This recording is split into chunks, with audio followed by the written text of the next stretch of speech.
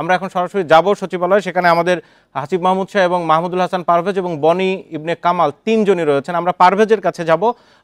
মাহমুদুল হাসান পারভেজ, আপনি এর আগে আমাকে জানাচ্ছিলেন সামনের পরিস্থিতি, 5 নম্বর গেট দিয়ে সচিবালয়ের কর্মকর্তা কর্মচারীরা সবাই এর মধ্যে ঢুকছেন, অনেকে ঢুকে গেছেন।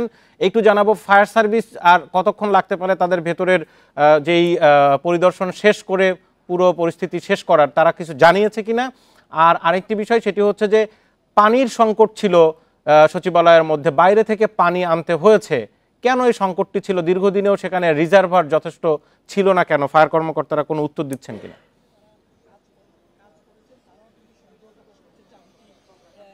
তার আগে আপনাকে সচিবালয় যে মূল গেট, সেই গেটের যদি পরিস্থিতি বলি, তা হলো যে এখানে যারা কর্মকর্তা কর্মচারী ছিলেন তারা কিন্তু এখানে কেউ আর নেই। কেননা আপনি নিশ্চয়ই জানেন যে ঠিক 9টার পরই সচিবালয়ের যে 5 নম্বর গেট, সেই 5 নম্বর গেট খুলে দেওয়া হয়।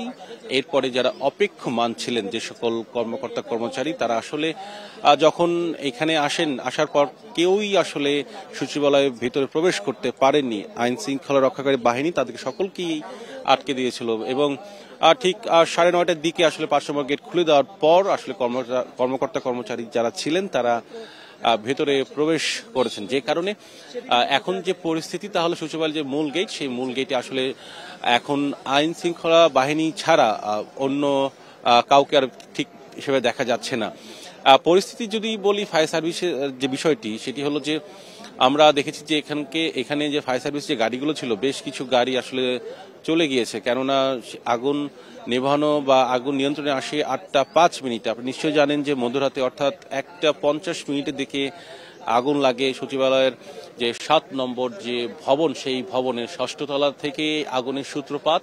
এরপরে 7ম তলা 8ম তলায় আগুন ছড়িয়ে যায়। তবে যে বিষয়টি লক্ষণীয় বা যে বিষয়টি নিয়ে প্রশ্ন তোলা হচ্ছে, বিশেষ করে যখন এখানে সচিবালয়ের যে কর্মচারী কর্মকর্তা ছিলেন, এর আগেও আপনাকে এই কথাটি আসলে বলছিলাম যে যারা কর্মকর্তা কর্মচারী ছিলেন তারা আসলে প্রশ্ন তুলছেন বা তারা সন্দেহ করছেন যে আসলে সচিবালয়ের মতন একটি গুরুত্বপূর্ণ স্থাপনায় মধ্যরাতে আগুন লাগার ঘটনাটি আসলে স্বাভাবিক কিনা, সেটি নিয়ে তারা এক ধরনের প্রশ্ন তুলছেন। অন্যদিকে প্রশ্ন যেটি তুলছেন যে এই যে 7 নম্বর ভবন, সেই ভবনের 3 জায়গায় আসলে আগুনটি লাগে। আপনি নিশ্চয়ই দেখতে পাচ্ছেন যে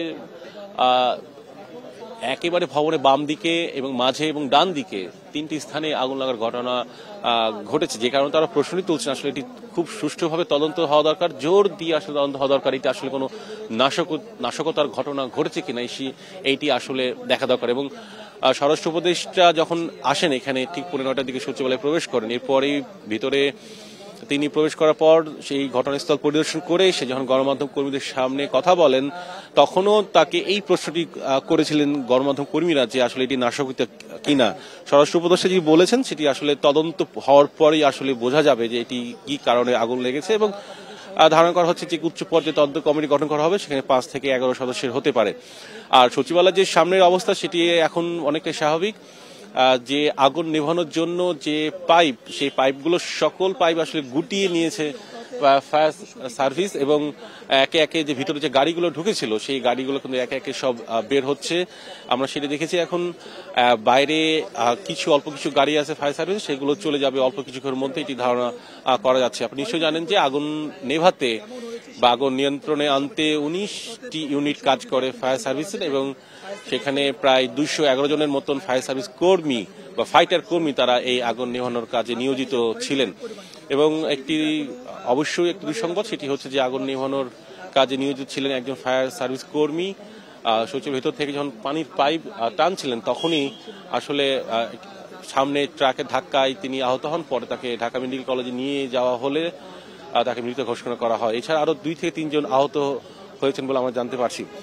নিশ্চয় দেখতে পেলেন যে আসলে ভিতর থেকে, অর্থাৎ সচিবালয়ের যে ভেতর থেকে মূল গেট হয়ে আসলে প্রায় সবগুলো গাড়ি আসলে বের হয়ে যাচ্ছে, যে ফায়ার সার্ভিসের যে গাড়িগুলো দিয়ে আগুন নেভানোর কাজে নিয়োজিত ছিল।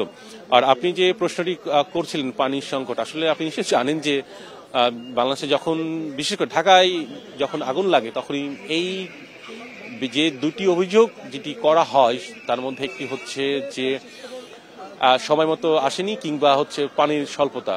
তবে আজকে এখানে যেটি দেখেছি যে ঠিক সময় মতোই এসেছেন ফায়ার সার্ভিসের যে গাড়িগুলো বা কর্মীরা, যেহেতু রাস্তা ফাঁকা ছিল রাতের বেলা।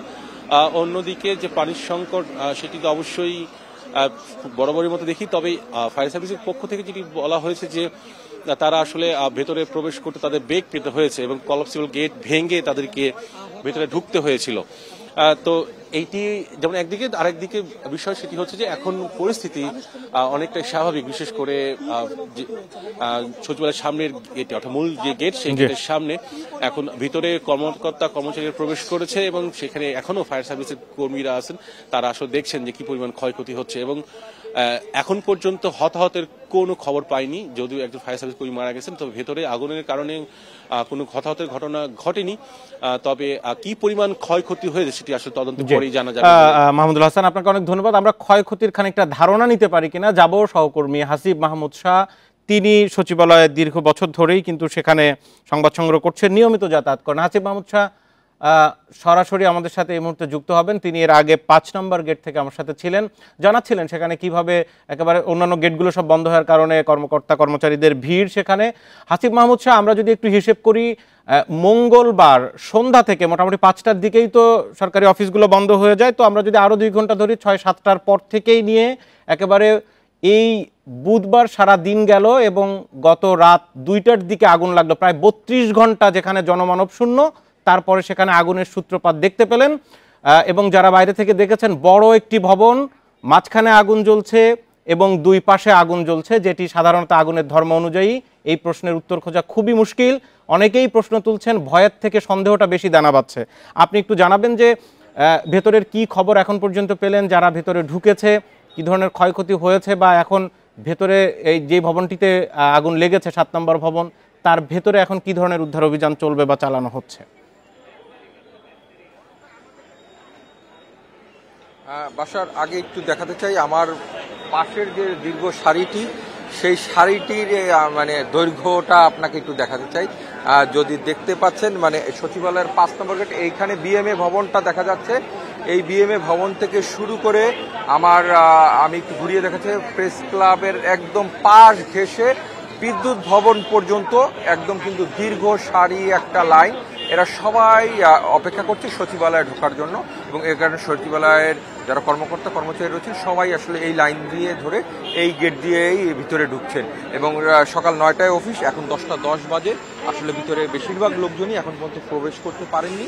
তার শুরুর দিকে একটু বিশৃঙ্খল পরিস্থিতি থাকলে এখন কিন্তু সবাই সারিবদ্ধভাবে ভিতরে প্রবেশ করার চেষ্টা করছেন, এবং আশা করা যাচ্ছে যে এই লাইনটি হয়তোবা কিছু সময়ের মধ্যেই সবাই হয়তোবা প্রবেশ করতে পারবেন। আমরা গণমাধ্যম কর্মীরা এখন পর্যন্ত ভিতরে প্রবেশ করতে পারিনি, তবে আশা করছি তা এই কর্মকর্তা কর্মচারীর ভিতরে প্রবেশের পরপরই আমরা হয়তো ভিতরে ঢুকতে। বাসার আমার কাছে এই মুহূর্তে একটি স্বরাষ্ট্র মন্ত্রণালয়ের জননিরাপত্তা বিভাগের একটি চিঠি রয়েছে। চিঠিটি জারি করা হয়েছে 3 নভেম্বর এবং হলো উপসচিব ডক্টর মোহাম্মদ আবুল সালাম, ওনার স্বাক্ষরিত। ইতিমধ্যে আমি অফিসে এটি পাঠিয়েছি। এখানে বলা হয়েছে, আমি চিঠির তথ্যগুলো আপনাদের একটু শোনাতে চাই। নির্ধারিত অফিস সময়ের পর বাংলাদেশ সচিবালয়ের অভ্যন্তরে কোনো মন্ত্রণালয় বিভাগের অফিস খোলা রাখার প্রয়োজন হলে জননিরাপত্তা বিভাগকে অবহিত করতে হবে। এবং আমি আরেকটু পড়ে শোনাতে চাই, উপযুক্ত বিষয়ে জানানো যাচ্ছে যে বাংলাদেশ সচিবালয়ের অভ্যন্তরে সার্বিক নিরাপত্তার বিষয়টি স্বরাষ্ট্র মন্ত্রণালয়ের জননিরাপত্তা বিভাগ কর্তৃক নিয়ন্ত্রণ করা হয়। নির্ধারিত অফিস সময়ের পরও সচিবালয়ের অভ্যন্তরে মন্ত্রণালয় বিভাগের অফিস কক্ষ খোলা রেখে কাজ করলে নিরাপত্তা বিঘ্নিত হওয়ার আশঙ্কা রয়েছে। এমতো অবস্থায় সচিবালয়ের সার্বিক নিরাপত্তার বিষয়টি বিবেচনাপূর্বক নির্ধারিত অফিস সময়ের পর জরুরি বা বিশেষ প্রয়োজনে সচিবালয়ের অভ্যন্তরে অবস্থিত মন্ত্রণালয় বিভাগের কোনো অফিস কক্ষ খোলা রাখার প্রয়োজন হলে পূর্বেই স্বরাষ্ট্র মন্ত্রণালয়ের জননিরাপত্তা বিভাগকে পত্র মারফত অবহিত করার জন্য নির্দেশক্রমে অনুরোধ করা হলো। এটি 3 নভেম্বর 2024 ডক্টর মোহাম্মদ আব্দুল সালাম উপসচিব, উনি এটি জারি করেছেন। এবং এখানে এই চিঠি দেওয়া হয়েছে মন্ত্রিপরিষদ বিভাগকে, দেওয়া হয়েছে সিনিয়র সচিব এবং সকল সচিব যতগুলো মন্ত্রণালয় আছে, অতিরিক্ত সচিব যারা রয়েছেন সচিবালয়ের, যুগ্ম সচিব যারা সচিবালয়ে রয়েছেন, এছাড়া মাননীয় উপদেষ্টা সহ অন্যান্য যারা সংশ্লিষ্ট আছেন তাদের কাছে এই চিঠিটি পাঠানো হয়েছে। এটি ৩ নভেম্বর জারি করা হয়েছে স্বরাষ্ট্র মন্ত্রণালয়ের জননিরাপত্তা বিভাগ থেকে। এবং এই মুহূর্তে আপনি যে কথাটি বলছিলেন যে সচিবালয়ের যে ৬ নম্বর ভবন, সেই ৬ নম্বর ভবনের ৩টি জায়গায় অগ্নিকাণ্ডের যে ঘটনা, সেই ঘটনাটি আসলে কিভাবে সম্ভব? আসলে সাধারণত অগ্নিকাণ্ডের ঘটনাটি যে কোনো একটি জায়গায় হলে সাধারণত আশপাশে ছড়িয়ে যায়। সচিবালয়ের ৬ নম্বর ভবনের ৯, ৮ এবং ৭ তলা এই যে ফ্লোরগুলো রয়েছে, সেই ফ্লোরগুলোতে কিন্তু একদম উপরে রয়েছে সড়ক পরিবহনের যে মন্ত্রণালয় সেটি, তারপরে স্থানীয় সরকার, তারপরে রয়েছে কিন্তু পল্লী উন্নয়ন সমবায় মন্ত্রণালয় এবং পাশে রয়েছে ডাক ও টেলিযোগাযোগ মন্ত্রণালয়। আরেকটি বিষয় বলে রাখি, এই ভবনটি অনেক বড় এবং এই ভবনের কিন্তু 3টি প্রবেশের জায়গা রয়েছে এবং 3টি বড় বড় সিঁড়ি রয়েছে এবং উপরে ওঠার জন্য কিন্তু লিফটও রয়েছে 3 জায়গা থেকেই। সেক্ষেত্রে এই ভবনের যে আসা যাওয়ার যে বিষয়টি সেটি কিন্তু খুবই প্রশস্ত এবং ভবনটি অনেক আগেই তৈরি করা। সেক্ষেত্রে এই ভবনের যে নিরাপত্তার যে বিষয়টি, সেই বিষয়ের ক্ষেত্রে আমি বলতে পারি যে স্বরাষ্ট্র মন্ত্রণালয়ের থেকে জননিরাপত্তা বিভাগ থেকে যে চিঠি যারা জারি করেছে ৩ নভেম্বর, সেক্ষেত্রে গত ২৪ তারিখ যে অফিস বন্ধ হয়েছে, ২৫ তারিখ সম্পূর্ণ বন্ধ ছিল, ২৫ তারিখ রাতে এসে ২৬ তারিখ ভোর রাতে এসে যে বা গভীর রাতে এসে যে অগ্নিকাণ্ডের ঘটনাটি ঘটেছে, সেখানে আসলে কোনো কর্মকর্তা কোনো কর্মচারী থাকারই কথা না। কারণ আমরা যাদের সাথে কথা বলছি, যারা কর্মকর্তা কর্মচারী রয়েছেন, তারা বলছেন যে প্রশ্নই ওঠে না আমাদের কোনো কর্মকর্তা কর্মচারী থাকার। এবং আরেকটি বিষয় হলো যে 3 জায়গা থেকে অগ্নিকাণ্ডের ঘটনার বিষয়ে আমরা জানতে চেয়েছিলাম যে আপনারা কেউ আসলে কোনো ধরনের ইলেকট্রনিক ডিভাইস আসলে এখানে অন করে রেখেছেন কিনা বা অন করা রেখে যাওয়া সম্ভব কিনা। ওনারা যেটি বলেছেন যে সাধারণত এসিগুলো আমরা অফ করে যাই এবং হলো কম্পিউটার অনেক শাটডাউন করে যাই। সেক্ষেত্রে একটি জায়গায় যদিও এই ঘটনাটি ঘটে যে কোনো একটা রুমে যদি এসির কানেকশনটি দেখা গেল যে সেখানে অন রয়েছে, সেইটি হয়তো বা আপ ডাউনের কারণে অনেক সময় অন হয়ে যেতে পারে, শর্ট সার্কিট হতে পারে। কিন্তু একই সাথে 3 জায়গায় হওয়ার বিষয়টি তারা নিজেরাও কিছুটা সন্দিহান আসলে এটি কিভাবে ঘটলো। আরেকটি বিষয় হলো যে 6 নম্বর ভবনের সামনেই কিন্তু আমাদের ফায়ার সার্ভিস ও সিভিল ডিফেন্সের অফিস রয়েছে এবং এখানে কিন্তু 2টি ইউনিট সবসময় 2 থেকে 3টি ইউনিট সবসময় কিন্তু নিয়োজিত থাকে একদম 6 নম্বর ভবনে। তাই আগুন যেখানে লেগেছে তার সামনে কিন্তু ফায়ার সার্ভিস ছিল। কিন্তু পানির যে সংকট, সেই সংকটের বিষয়ে আমি একটু বলতে চাই, আপনি নিজেও কিন্তু বনানী এফআর টাওয়ারের যে অগ্নিকাণ্ড সেটি কাভার করেছেন। তারপরে কিন্তু সরকারের পক্ষ থেকে বিভিন্ন ধরনের উদ্যোগ নেওয়া হয় এবং বলা হয়েছে যে রাষ্ট্রের গুরুত্বপূর্ণ জায়গাগুলো কিন্তু ফায়ার হাইড্রেন্ট বসানোর কথা বলা হয়েছিল, যে যাতে অগ্নিকাণ্ডের সময় এবং বড় রাস্তা যেগুলো প্রশস্ত রাস্তা রয়েছে, সেই প্রশস্ত রাস্তাগুলোতে ফায়ার হাইড্রেন্ট যেন থাকে, যাতে সেই সময় পানির যাতে কোনো স্বল্পতা না হয়, সেই বিষয়টি যাতে নিশ্চিত করা যায়। এই যে ভবনটিতে লেগেছে এটি তো 7 নম্বর ভবন, তাই তো?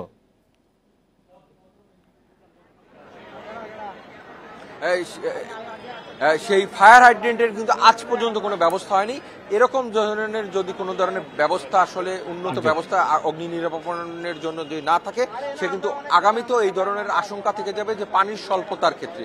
সেক্ষেত্রে আগামীতে এই ধরনের মানে অগ্নিকাণ্ডের ঝুঁকি হ্রাস কমাতে আমাদের কিন্তু এই ব্যবস্থা নিতে হবে। হাসিম মাহমুদ স্যার, ধন্যবাদ আপনাকে। আপনার এই প্রশ্নটি ফায়ার সার্ভিসের যারা সাবেক কর্মকর্তা রয়েছেন, তারা এর আগে সচিবালয়ের যারা নীতি নির্ধারক রয়েছেন, সিনিয়র কর্মকর্তা, সচিব, মন্ত্রী, তাদেরকে পরামর্শ দিয়েছেন, কিন্তু সেই পানির সংকট আবারও দেখা গেল। ধন্যবাদ, আবারও ফিরবো আপনার কাছে।